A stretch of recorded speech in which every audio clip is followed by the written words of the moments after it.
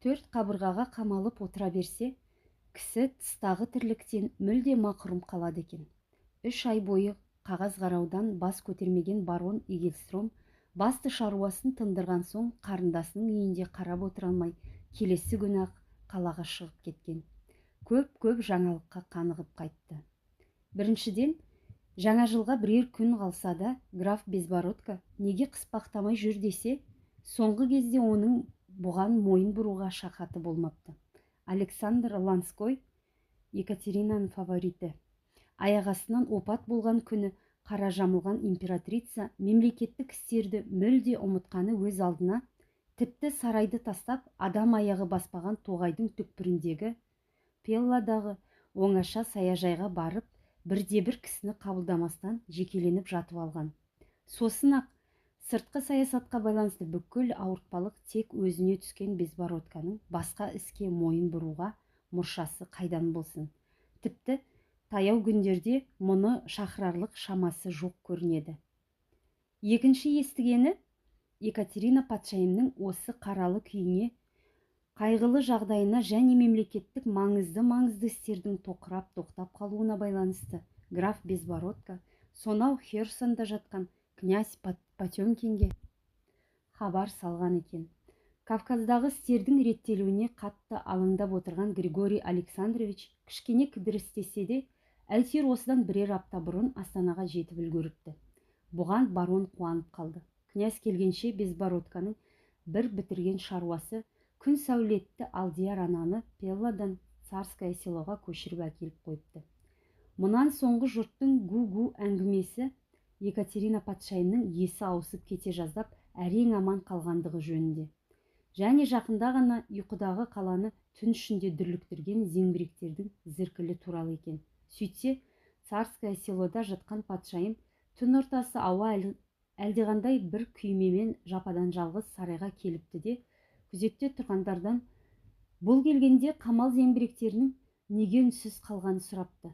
Сасқан күзетшілер дереу бастықтарына хабар береді. Бастықтар дереу зеңбірекшілерге бұйрық қылады. Содан күм салют басталады да кетеді ғой баяғы. Әлден уақытта Алдияр тақсырдың өзі қайта келіп, түн ішінде неге зеңбірек атылып жатқанын сұрайды. Өзіңіздің тапсырмаңыз бойынша десе, сенбепті. Немене? Мені жындан кетті дейсіңдер ме, түн ішінде өзіме салют бергізіп, дейтін көрінеді. Содан бөлмесіне барып жатып қалған патшайым қатты ұйықтап кетіпті де, келесі күні түк көрмегендей, түк болмағандай тып-тың тұрып қалыпты қызметіне кірісіпті де кетіпті.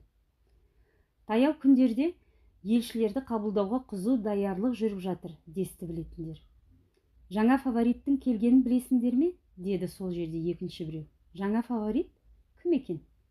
Александр Ермолов. Қай Ермолов? Ит білген бе? Шашы селеудей аппақ, еңгезердей бойы 2 метрге жуық, танауы таңқиған ақсары сымбатты жігіт. Ата тегі Волга бойындағы дворяндардан деседі. Байғұс Ланской, Царское селодағы патшайымның сүйікті иті Земирамен бірге бір жола ұмытылды да десеңізші. Айтпақшы, Ланской опат болған соң босаған орынға отыра қалмақ болған бір есуастың әңгімесін естіп педіңдер? Ол кімдағы? Князь Дмитрий Кантемир, молдавандық мырзалардың бірінің ұрпағы деседі. Ол не қыпты? Ланской қайтқан күннің ертесіне ұлы мәртебелімнің алдына барып, аяғына жығылған ғой. Босаған орынға мені ала көріңіз, көңіліңізді қалдырмаймын, деп жалынса керек. Алдияр анамыз күзетшісін шақырыпты да, мына бетсізге қара су татырмай, қамалға апарыңдар да қамаңдар, қараңғы үйде бәлкім қайтадан ақылы кірер депті. Я, қазір қамал түрмесінде отырған көрінеді.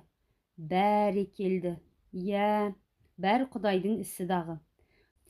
Жұрт бір-бірлеп тарап, жан-жаққа жылыстап кеткен соң, жалғыз қалған барон сыртқы істер коллегиясына барып, Кавказдағы оқиғалардың жай-жапсарын сұрастырып көріп еді. Осыдан 2 жылдай бұрын Павел Сергеевич Потемкин астыртын сөйлесіп қайтқан Грузия ханы Ираклий III орыс әскерлерін қуана қарсы алып, Самойлов бастаған қалың қол Тифлиске қарсылықсыз кіріпті. Қазір Кавказдан арғы жаққа асып түскен орыс әскерлерінің әрекетіне қатты наразы. Әрі Грузияны өз елігіміз деп санайтын түріктер мен парсылар бұған бұлқан-талқан болып жатса керек. Лезгин князьдары Грузияның шет пұшпағын қатты шапқыншылыққа ұшыратып үлгеріпті. Алазәннің бойында олармен орыс әскерлері бетпе-бет келіп, қырғын шайқас өткен. Осында келіп түскен хабарларға қарағанда, Ираклий үшінші империяның күшіне қатты сүйсінгені байқалады. Сіз барғалы отырған шекара шептерінде де шатақ аз емес, десті сыртқы істер коллегиясындағылар. Қырғыз қайсақтар мен Урал казактарының арасы аса шиеленісті күйде. Атамандардан әскери істер коллегиясына түскен рапорттарға қарап, князь Потемкин күні кеше оларға қырғыз қайсақтарға қарсы репрессалия жасауға жарлық жөнелтті.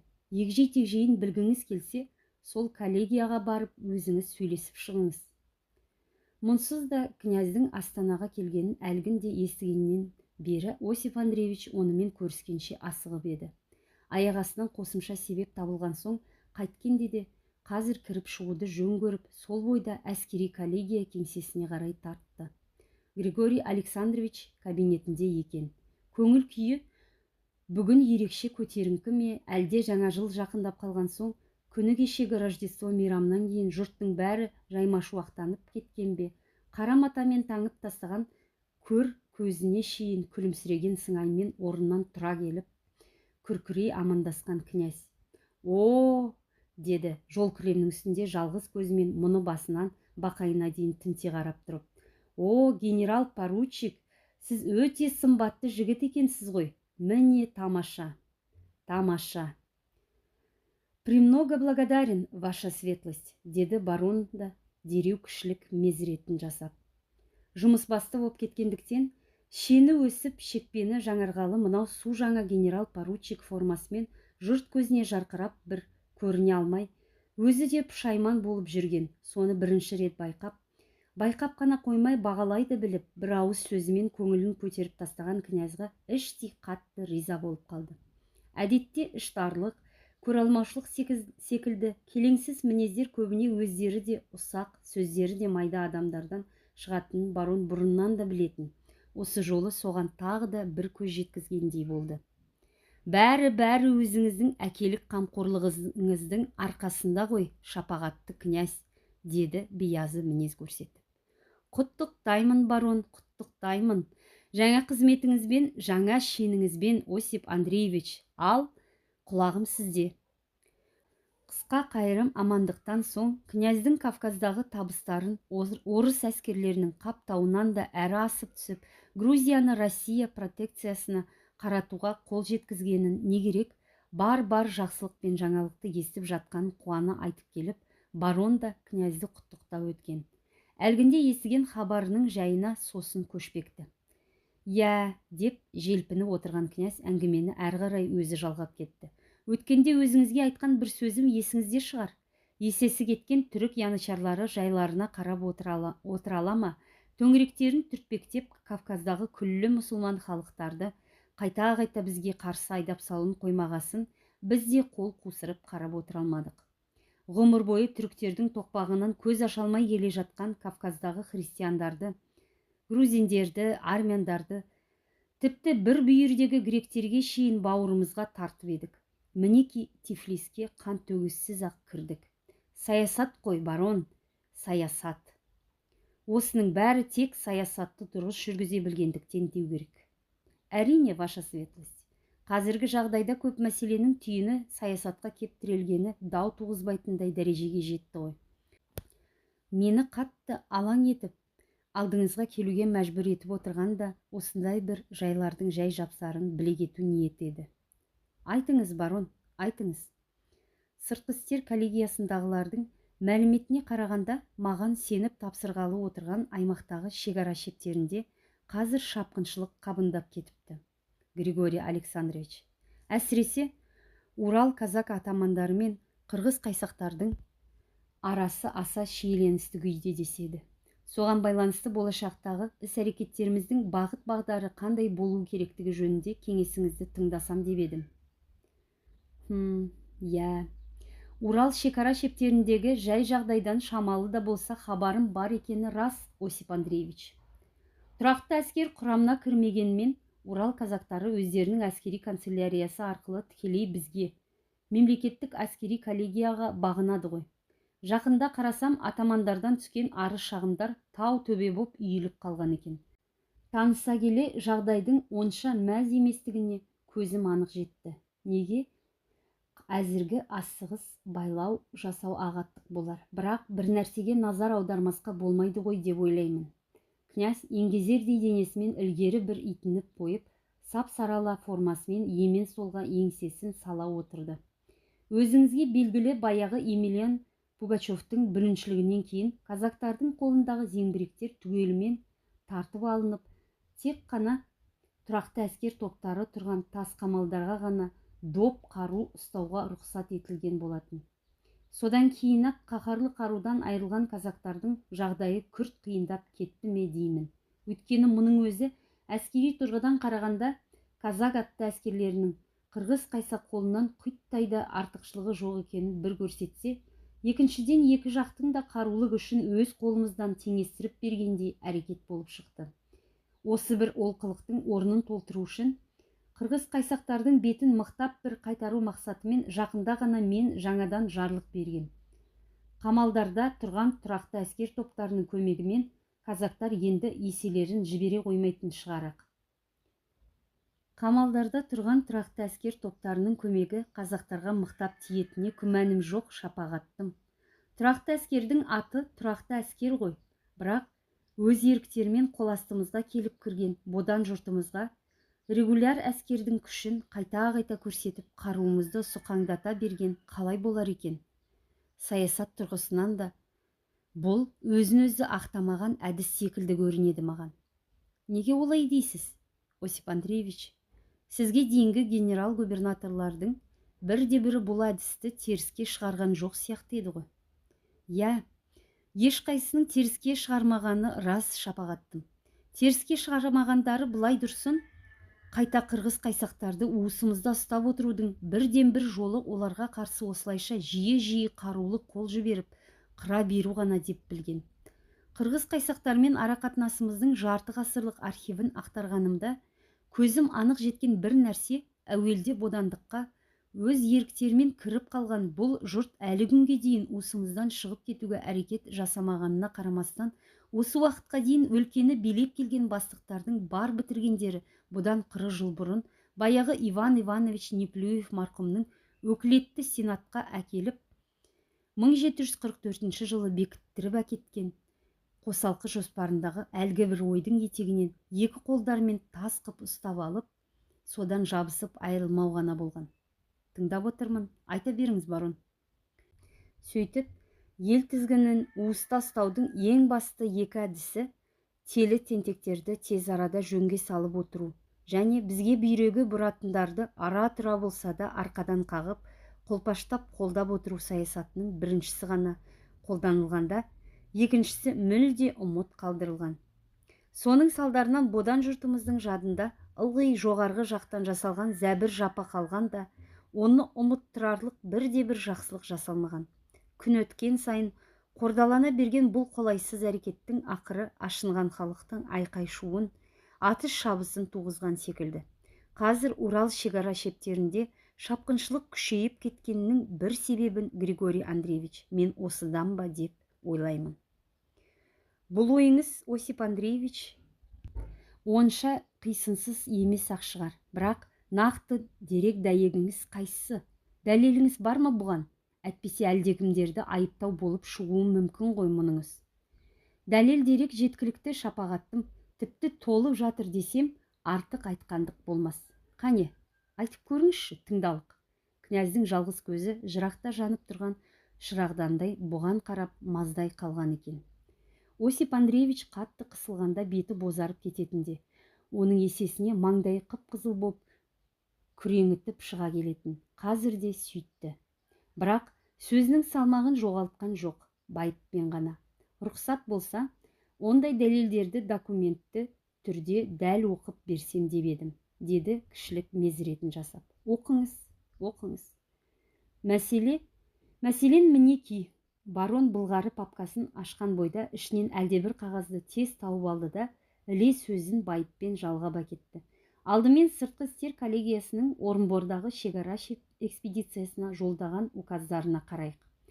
1749 жылдың 6 ноябрінде мынадай жарлық берілген: қырғыз қайсақтар тарапынан әлдеқандай бір тентектік шыға қалса, айталық, мал айдалып, 1,5 адам байланып әкетілсе, немесе әлдекім тоналса, яки Россия жақтан олардың ұлыстарына қашып барғандарға қамқорлық көрсетілер болса, дереу ханға хат жазып, ондайлардың тез арада қайтарылуын қатаң талап ету керек. Ханмен хабарласуға жер мойны қашықтық етсе, тіпті оның келісімінсіз ақ барымтаға шыға беріңдер. 1760 жылдың 18 июлінде мынадай жарлық берілген: біз жақ бетке өткен қырғыз қайсақтар тентектік жасай қалса, ондай басы бұзықтар жазаланусыз қалмауы үшін малын айдап, адамдарын байлап әкету керек. Егер олар қырғыздар қарулы қарсылық көрсетер болса, сол жерде қолма-қол ұрысқа кіріп, тас талқанын шығарыңдар. 1776 жылдың 25 июніндегі жарлық мынандай: біз жақ бетке өтіп, ел шауып, мал ұрлап, дәндеп алған қырғыз қайсақтардың әлі күнге сазайын тартпай жүргендері болса, олардың қолындағы тұтқындарды босатып алу үшін Орынборға ма, әлде осы жақтың бір елді мекеніне ме келіп, базаршылап жүрген қырғыз қайсақтың адамдарын ұстап алып, олардың туысқандары мен ұлыстары қолдарындағы тұтқындарды босатқанша ауылдарына қайтармай қамап қойыңдар. 1779 жылдың 4 октябрінде тіпті былайша бұйрық берілген: барымтаға шығып жүрген қырғыз қайсақтарға тиісті соққы беріліп, қуғын ұйымдастырылуы аз, сонымен бірге жапа шеккендердің шығынын орнына салғанша, қолға түспей жүрген кінәлілердің орнына түк кінәсі жоқтарын ақ ұстап алыңдар да қамап қойыңдар. Ал 1783 жылдың 3 июлінде бұл жақтағы шекара шептерінде тыныштық орнату үшін хан мен сұлтандардың ырқынан шығып, өз беттерінше ұрлық қарлық жасауды қоймай жүрген қырғыз қайсақтарға репрессалия жасалсын, адамдары байланып, малдары айдалып алынсын. Ол үшін тұрақты әскер күші де, казактар да, башқұрттар да бар, бәрі пайдаланылсын делінген. Көріп отырсыз, князь, ылғи айда, байла, қама, тіпті болмаса тас талқанын шығар, бірақ бірде-бір рет тілін тап, ділін байқа, тамырын басып көр деген сөз айтылмаған. Урал шекара шептерінде шапқыншылық күшейіп кеткенінің бір себебін әлгінде мен осындай бұйрық жарлықтардың салдарынан көріп отырғанымды, сондықтан шапағаттым. Шынында шалқып тасып тыныш тірлік кешіп жатса, ондай шекесі шылқып отырған шағын халықтың шапқыншылықта несі бар? Әлде әлін білмес әлектің әрекеті ме?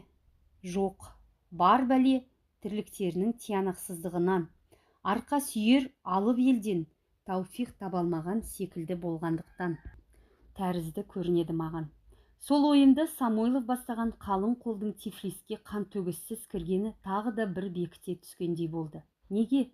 Біріншіден, бұл Кавказдағы күллі мұсылман халықтарды бізге айдап салмақ болған түріктердің тіміскі әрекетіне қарсы сіздің христиан халықтарды бауырға тарта білген саясатыңыздың дұрыстығын көрсетсе, екіншіден, арқа сүйеген сол түріктерінен тауфиқ таба алмай ғұмыр бойы қиыншылықтан көз ашпаған грузин халқының енді ұлы Россияға қол созған, тыныштыққа ұмтылған тілегі де емес пе бұл?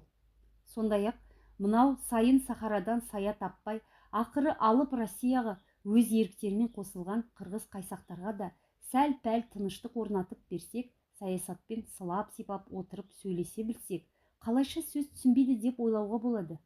Мен ғана емес, Григорий Александрович, мұндай ойды менен бұрын да білікті кісілер талай айтыпты. Мәселен, күні кешеге дейін сыртқы істер коллегиясын басқарып келген марқұм граф Никита Иванович Паниннің өзі Алдияр анамызға берген бір мәлімдемесінде барон алдындағы қағазға бір көз жүгіртіп қойды. Дәлірек айтсам, 1764 жылдың 6 ноябрінде. Әрине, ел болған соң телі тентексіз бола ма? Бірақ бүтін бір халықтың ішінде жұртына жақсылық тілегендерден гөрі бұзықтықпен айналысып, бұлғақтап бос жүргендер көп дегенге кім сенеді? Сондай жақсы жайсандар қырғыз қайсақтың кіші ордасының да атына кір келтірмей бодандық шартын берік ұстауға бек күш салады деп ойлаймын, деп жазыпты. Осындай сенім мені де бұл жұртпен арақатынасымыздағы саясатқа сәл басқашалау қарауға мәжбүр етіп отыр. Шапағаттым. Осип Андреевич князьдің жүзіне көз қиығын салған. Григорий Александрович қатты ойланып қалғанда өзімен өзі болып тырнағын тістелеп отыратын әдеті барды. Қазірде бас бармағының қара тырнағын тісімен қарш-қарш қидалып отыр екен. Осы сәтті пайдаланып қалмақ болған барон Игельстром өзінің ойына оның да көзін жеткізе түсу үшін кідірместен: "Оның үстіне", деді даусын сәл көтеріп, "қол астындағы халқына қайыр шафқаты мол Алдияр анамыздың мен барғалы отырған өлке наместниктеріне жолдаған нұсқау хаттарында да бодан жұрттарымызға ылғи жәбір жапа көрсете бермей ара-тұра арқадан қағып қою саясатын ұстауға кеңес берген кездері де бар екен. Мен осыны хош көріп отырмын. Өйткені ұлы мәртебелімнің әлгі фәрмандары жергілікті жерде мүлтіксіз жүзеге асырылмай тұрып, жағдайдың түзеле қояр түрі көрінбейді." Сонда сіз, ойы мүлде басқа жақта отырған секілді көрінген князь кенет жалт бұрылып жалғыз көзімен бұған қадала қарады. "Сіз сонда Алдияр анамыздың нұсқаулары жергілікті жерлерде ескерусіз қалып отыр дегіңіз келе ме?" "Честь имею, ваша светлость. Ақиқаты осылай болған соң айтпай өтуге арым бармады." "Дәлеліңіз қайсысы? Қалайша ескерусіз қалып отыр, барон мырза?" "Қалайша деймісіз?" "Жергілікті әкімшіліктің жарлықты мүлтіксіз орындамауының бір себебі ұлы мәртебелінің фармандарын ақырына дейін мұқият оқымағандықтарынан ба деймін. Өйткені алғашқы кезде қарулы қолмен қырғыз қайсақтардың көзін қорқытып қою керектігі жөнінде Алдияр анамыздың хаттарындағы жалғыз жарым сөзді малданып, олар ылғи барымтаға шығып отырғанда бодан жұрттарымыздың тыныштығы жөніндегі нұсқаулары мүлде ескерусіз қала берген. Бұған қатаң жазалау шаралары жөніндегі сыртқы істер коллегиясының указдары қосылған соң тіпті не жорық. Демек, шиыршық атып отырған князьдің жүзіне ептеп жылу енген секілденді. "Қалай болғанда да сондай жарлықтың барлығы рас қой, Осип Андреевич." "Бары бар, иә, оны мен де жасырып отырған жоқпын ғой, Григорий Александрович. Бірақ көз қорқыту, әсіресе алғашқы кезде көздерін қорқытып қою деген қырғыз қайсақтарға қарулы қолмен қайта-қайта тиіңдер деген де сөз емес қой, солай емес пе?" "Иә, мұныңыз рас енді, Осип Андреевич, бірақ олардың жергілікті әкімдердің әрекетін де мүлде негізсіз деуге және болмайтын шығар. Гәптің өзі сонда болып тұр ғой, шапағаттым. Айтайын дегенім де сол, сыртқы істер коллегиясының указдарына арқа сүйеп алған әкімдер Алдияр анамыздың фәрмандарын аяғына дейін мұқият оқымай, өздеріне тиімді жерлерін ғана теріп алып, ұлы мәртебелінің сақтандырған сөздерін мүлде ескермеген.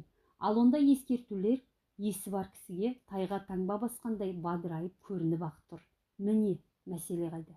Мысалы, барон алдында жайылып жатқан қағаздарына қайта үңілді де керек нәрсесін тез тауып алып дауыстап оқи бастады.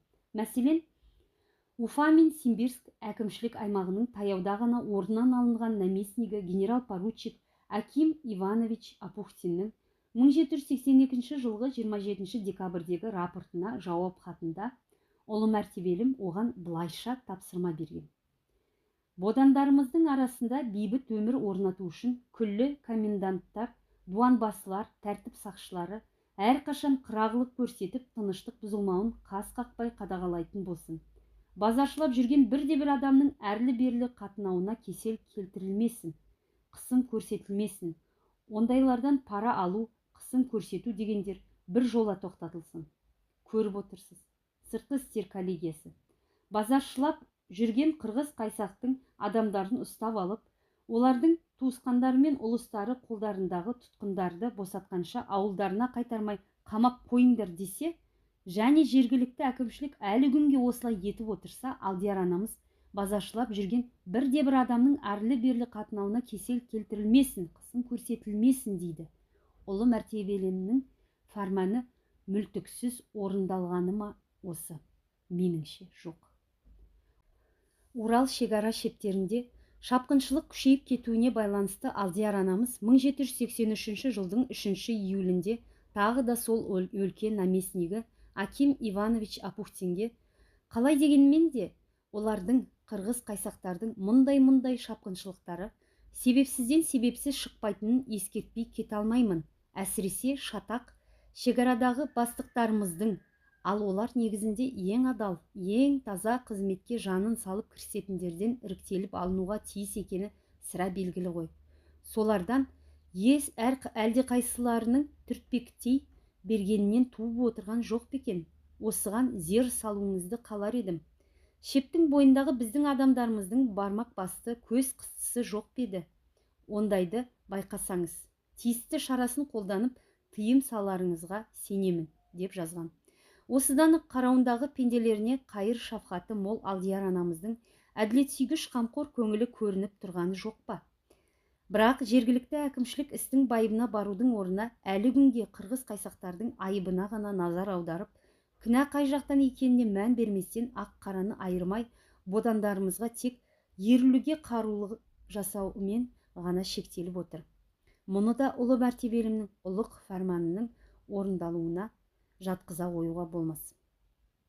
Тіпті биылғы жылдың май айының 2-сіндегі рескриптісінде де императрица өлке наместнигіне былай деп жазған: әскер бастықтары, далалық және гарнизондық бөлімдердің басшылары әскери тәртіпті мүлтіксіз сақтауын қатаң талап етуді сізге бұйырамыз. Ал олардың әрқайсысы өздерінің қарамағындағылардың қырғыз қайсақтарды да басқаларды да тонауына, атып шабуына, тағы басқа бұзықтық жасауларына жол бермесін. Бұған бағынғысы келмегендердің кез келгені бодан жұрттарымыздың тынышын алушы, сөйтіп өздерінің жөнсіз істерімен жұртты тәртіпсіздік жасауға итермелеуші қара ниет қылмыскер ретінде сотқа тартылып, қатаң жазаланып отырсын. Өйткені өткен жылдарда өлкені билегендердің өздерінің жолсыз әрекеттері ашынған қырғыз қайсақтардың кек қайтару үшін барымтаға шығуына, ұрлық қарлық жасауына себепкер болғанына біздің титтей де күмәніміз жоқ. Көріп отырсыз, Урал шекара шептерінде ұзақ жылдар бойы шапқыншылық тоқтамай келе жатқаны. Соңғы кезде тіпті күшейе түскендігінің себептері осыдан ақ бір шама байқалып тұр. Бірақ сол себептерді ашып айтқан Алдияр анамыздың ескертпелері жергілікті жерлерде мүлтіксіз орындалып жатыр деуге мүлде ауыз бармайды. Осындай жағдайда кінәнің бәрін тағы да қырғыз қайсақтарға аударып, регуляр әскердің күшімен қайта қаруымызды сұқаңдата берсек, Алдияр анамыз айтқандай, мұның өзі ашынған қырғыз қайсақтардың кек қайтару үшін Урал шекара шептеріндегі шапқыншылығын қайтадан күшейтіп жіберуі мүмкін. Бұл бір. Екіншіден, шайқаса шаршаған күннің өзінде арқа тұтып келген алып елден тауфиқ таба алмай түңілген жұрт тілі, ділі, діні жақын ар жақтағы Орта Азия хандықтарына қарай ауа көшіп кетсе де, бізге жақсы бола қояр ма екен? Өткенде өзіңіз айтқандай, олармен, Орта Азия хандықтарымен ауыз жаласпақ болып отырған түріктердің жағдайын өз қолымыздан жақсартып берген жоқ боп шықпаймыз ба онда? Сондықтан қайта қаруды қоқаңдата бергеннің арты күні бүгінге дейін тек ашынған халықтың кек қайтару үшін шапқыншылық жасауына себепкер болып келсе, енді бұдан былай саясат тұрғысынан да теріс әдіс секілді болып көрінеді маған. Кеңес сұрай келгенімнің де мәнісі осы еді, шапағаттым.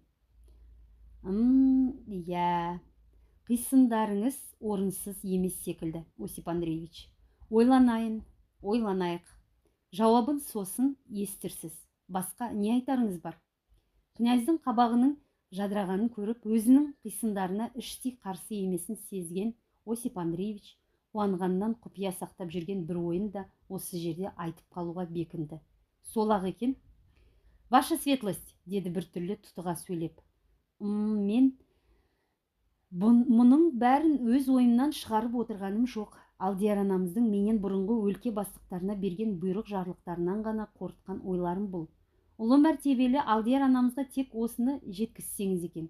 Және бодан болғанына жарты ғасырдан астам уақыт өткен бұл жұртты қатарға қосудың бірден бір жолы губернияларды басқарудың 1775 жылғы ережесіне сәйкес Орынборда да, шекаралық сот құру керектігі туралы осы жылғы май айының 2-сінде менен бұрынғы наместник генерал-поручик Аким Иванович Апухтинге берілген тапсырманы жүзеге асыру.